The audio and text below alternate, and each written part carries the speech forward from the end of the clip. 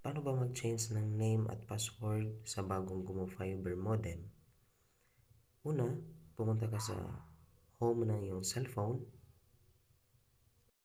Pangalawa, pumunta ka sa Chrome ng iyong cellphone at kung wala ka, mag-download ka lang sa Google app.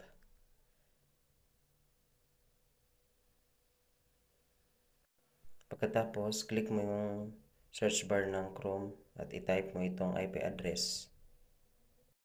Pagkatapos, mapupunta ka sa dashboard ng Globe at Home at dito mo makikita sa right side ang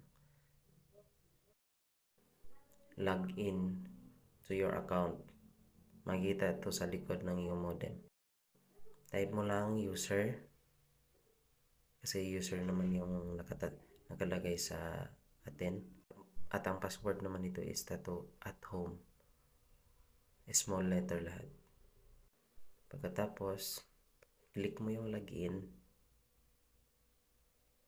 Tapos mapupunta ka na sa dashboard. Pagkatapos mo nito mag-login,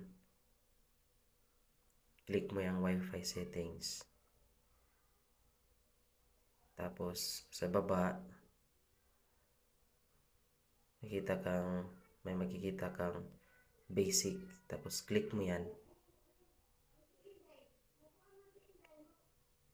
Tapos mapunta ka na sa Wi-Fi name.